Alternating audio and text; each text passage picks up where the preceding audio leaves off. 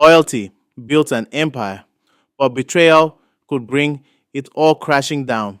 Chief Okeke, a titan of the real estate industry, built an empire that stretched across cities through his company, Pillarstone Realty. His name was synonymous with excellence, and every skyscraper, mansion, and luxury estate bearing his name stood as a testament to his vision. But beyond his wealth and influence, there was one man who had stood by his side from the beginning, Mr. Chike Oniga. For over 30 years, Mr. Chike had been more than just an employee. He was Chief Okeke's right hand, his confidant, and a man who knew the inner workings of the business as well as its owner did. From laying foundations to finalizing million-dollar deals, Mr. Chike had been there, watching the empire grow. He lived a modest life, never once complaining, never once questioning his loyalty. But not everyone in Mr. Chike's cycle shared his unwavering dedication. David Johnson, a colleague at Pillarstone, was a sharp and resourceful project manager. Unlike Mr. Chike, David had a reputation for cutting corners and finding creative solutions to problems. Over the years, David had managed to skim funds from projects, falsify invoices, and use substandard materials for construction, all while avoiding detection. His ability to manipulate the system and walk away unscathed earned him a quiet admiration among some of the staff. Though Mr. Chike had always kept his distance, one evening, David invited Mr. Chike to his house opening party. During the celebration, David stood near Mr. Chike and said, "You've been playing by the rules for 30 years, Chike, but rules are for suckers. You've made Chief Okeke millions, and what do you have to show for it? A modest house, a modest life. Meanwhile, he's living like a king. You deserve more." Mr. Chike shook his head. "What you're suggesting is wrong. I'm not like you, David." David smirked. "You don't have to be like me. Just be smart. Do you remember the adage that says, "Na where man dey work, na there e dey shop. That's why Oyibo man call am workshop." Both men smiled at the adage, and Mr. Chike replied, "I am an honest man who believes in hard work." But then, the seed of doubt had been planted. "Look," David continued, "if you need any help in your next project, I can hook you up with a friend who supplies construction materials at a cheaper rate. No one will ever know." At first, Mr. Chike resisted, but he couldn't take his thoughts off the opportunity presented by David. At the annual retreat hosted by Pillarstone Realty, Chief Okeke announced his magnum opus, a mansion meant to be his legacy. "This next project," he declared, "will be unlike anything we've ever done. I want to build a mansion that will stand out in this city, a masterpiece that will be the talk of the town. It will be a symbol of our legacy, a testament to what we can achieve when we push the boundaries of excellence. And this project will be led by Mr. Chike." The room buzzed with excitement, but Mr. Chike couldn't shake the weight of David's words. "You deserve more, and you can get it if you're smart about it."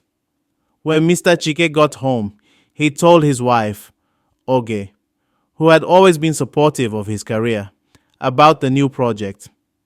At first, she was happy for him, but her mood quickly shifted. "Chike," she said, her voice tinged with anger and frustration, "we've been living the same way for years. You've given everything to Chief Okeke, but what has he given us? We're stuck in this small house, barely making ends meet, while he continues to build palaces and jet set around the world. Okeke has been good to us.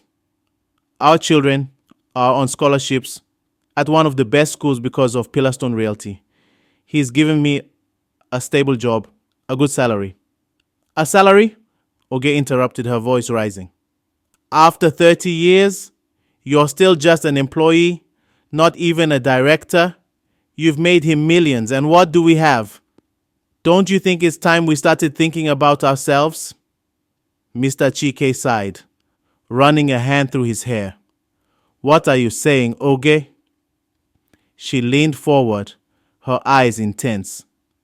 I'm saying you have access to everything. The budgets, the suppliers, the contracts. You could skim a little off the top, and no one would ever know. We could finally have the life we deserve, like David. Mr. Chike stared at her, shocked. You're asking me to steal from Chief Okeke? I'm asking you to think about our family, Oge said firmly. You've been loyal to Chief Okeke for 30 years. Isn't it time you were loyal to us? Her words lingered in Mr. Chike's mind long after their conversation ended. The seed of doubt David had planted began to take root, watered by Oge's frustration and resentment. Reluctantly, Mr. Chike reached out to David. Together, they orchestrated a scheme to cut costs and pocket the difference. David connected Mr. Chike with suppliers who provided substandard materials, cheaper cement, lower grade steel, and brittle roofing tiles, all while creating fake invoices to cover their tracks. Each time Mr. Chike signed off on a check, guilt gnawed at him, but he silenced it with David's words. "Na where man dey walk, na there he dey shop." Months later, the mansion stood tall, a vision of architectural beauty. On the surface, it was just as grand as any Pillarstone Realty project. At the unveiling, Chief Okeke gathered his team for a grand celebration. With a proud smile, he turned to Mr. Chike and said, "This edifice represents not just another successful project, but a legacy of trust and loyalty. And today, I want to honor the man who has been by my side since the beginning. Mr. Chike, this home is yours, a gift for your years of dedication. You've been like a brother to me, and I can't think of anyone more deserving." Silence filled the space, but Mr. Chike couldn't move. His mind raced. He had built this house.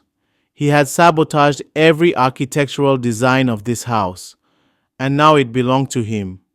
The walls that stood before him, the foundation beneath his feet, the roof above his head.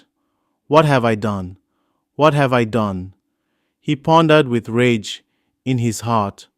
A structure that looked solid, but would one day betray him, just as he had betrayed the man who had trusted him most. A few weeks later, a fierce storm swept through the city. As the winds howled and rain lashed against the windows, the mansion began to crack and groan.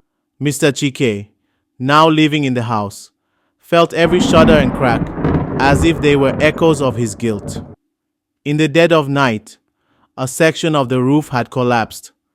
Panicked, Chike rushed to inspect the damage.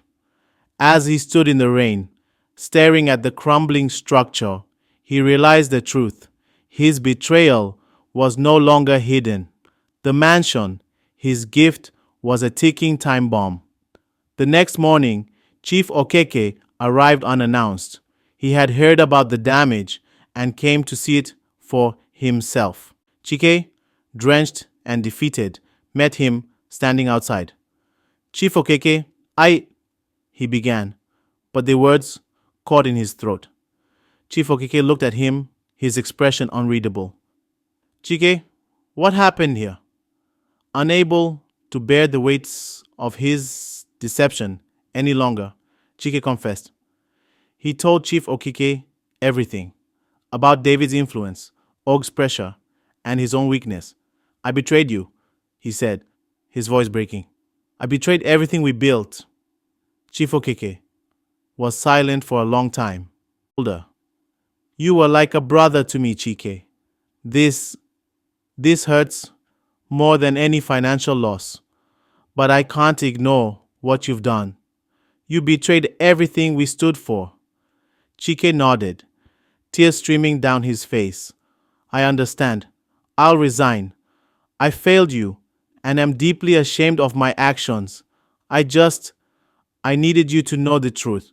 Chief Okeke sighed deeply. Resignation won't fix 30 years of trust, loyalty, and hard work, Chike, but maybe redemption can. Help me rebuild, not just this house, but the trust we've lost. It won't be easy, but it's the only way forward. Trust is the bedrock of every relationship, and that is all we need going forward. Chike looked at Chief Okeke, stunned. You'd give me a second chance?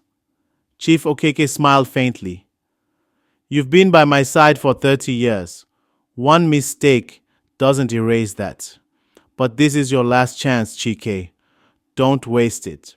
As the two men stood in the rain, the ruins of the mansion behind them, Mr. Chike felt a glimmer of hope. The road to redemption would be long and difficult, but for the first time in months, he felt like he could breathe again.